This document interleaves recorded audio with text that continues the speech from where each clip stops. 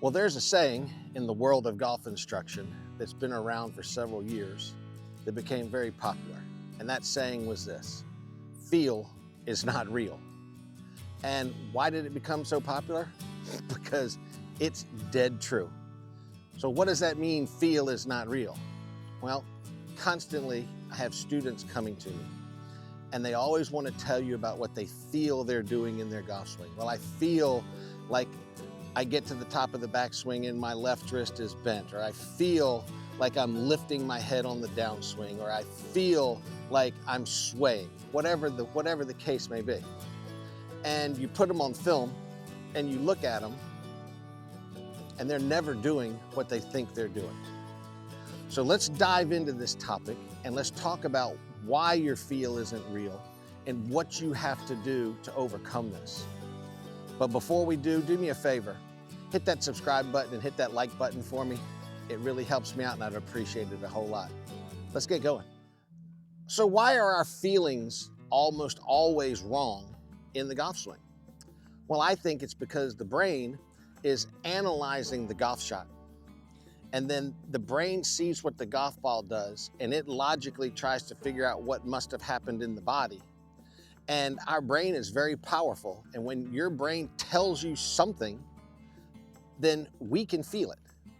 Let's talk about the biggest one. It's a shank. Now, I get people coming to me with a shank all the time and, balls squirting over there to the right. And I ask them all the time, okay, what does your club face look like at impact? And every single time they tell me that their club face is wide open. Well, when the fact of the matter is 99% of the time, their club face is closed. So the brain is not feeling what's happening in that club face. The brain is seeing the ball go to the right. Therefore, the brain is saying, well, that club face must be open. So what do we have to do in order to get over what our brain is telling us? We have to get some quantifiable results and get some visual or something in the golf swing so we can go back and analyze it ourselves. And let me talk about some easy ways that we can do this. So the easiest thing to do is use the one thing that everybody has with them all the time now, and that's your cell phone.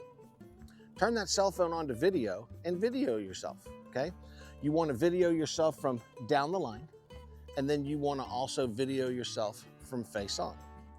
And just watch your swing and see if you're doing what you think you're doing. That's the most simple thing that we can do. We can use our phone. The other thing that you should always do is you should always practice from a station.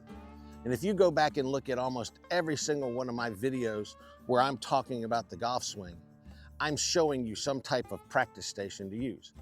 And this idea of feel isn't real is why the practice station is so important, okay? So let's just talk about the person that hits a slice. The person that hits a slice comes over the top with an open club face.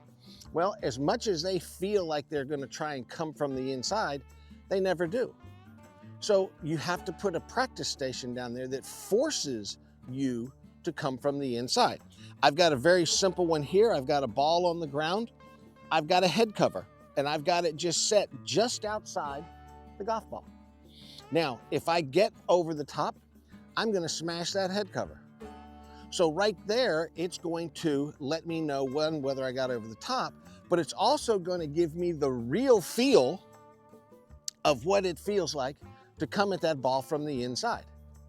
Here's another practice station that you can do for a slice. As a matter of fact, I just did a video on this one back about a week or so ago. You can go back and look at it about how to fix a slice. Take an alignment stick, put it in the ground. Back here behind your golf ball at the angle that the shaft is coming out of the ground. And then stand in here and make swings underneath of this shaft. That's going to give you the real feel of what it's like to come at that ball from the inside and to quit coming over the top. So we need to use practice stations in order to develop the real feel of what should be happening in the golf swing. Another very simple practice station that I've used multiple times in videos to give you the true feel of what's happening. And this is the idea of that we need to hit the ball first in the ground. We need to compress the ball. We need to have shaft lean, okay? All of those things. People are all the time trying to do it. And I watch them back here. You know, they're back there rehearsing and doing all that stuff. And then they actually hit the shot and they don't get the job done. They don't have shaft lean. They're not hitting down on the ball. But yet they're just standing down there hitting golf balls, okay? Use a practice station so that you know whether you're hitting down on the ball properly or not. And this one is very simple. I just have a towel folded up. I have it on the ground about a grip's length behind the golf ball. And I'm just gonna stand in here and hit golf balls, missing that towel. Now, if my club head gets released too early, I'm gonna hit that towel. If my club's gonna reach the low point of its swing behind the golf ball, my club is probably going to hit that towel. So here is another situation where a practice station, very simple, can give you the true feel of what's going on. Now, with the advances in technology, there are all kinds of gadgets out there that all are about getting you, the golfer, to get in the proper position and to let you know whether you are making a correct golf swing or not. And here's a new one that I've gotten. It's called HackMotion, okay? I'm just in the process of playing with it. But this is a device that records and detects every single motion of your lead wrist. So we were just talking about compression, hitting down on the golf ball. Well, the towel is very simple and easy to use. But if you really want to know what's going on in your left wrist, you might have to get something that tells you what's going on in your left wrist. And that's what this does. Uses Bluetooth, it connects to an iPad, all of that stuff. And on every single shot, it tells me what my left wrist looked like at impact. It tells me what my left wrist looked like at the top of the backswing. So if you're struggling with controlling your club face, that lead wrist, us righties that left wrist, lefties the right wrist, that's what's in control of the club face. So if you're worried about controlling that club face, you may need to use some technology, because if you can't, again, quantify what's actually going on in your wrist or in your club face, you're leaving it up to your brain to just make some guess, doing analysis of what it thinks might be happening in the golf swing. Now let me show you on the iPad what I'm talking about with how this HackMotion collects data from what my wrist is doing. Here's a simple demonstration about what the HackMotion does. If you can look up here at the top of the iPad, this is what my wrist is actually doing right now. So if you get your wrist into an extension, which is a bent wrist, it quantifies it. If you have too much flexion, which we always call bowing your wrist, it will show you what's going on in the wrist.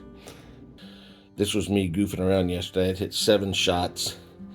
It shows each shot, what you did. You can go look at each shot. That's what I look like at address. That's what I look like at the top of the backswing.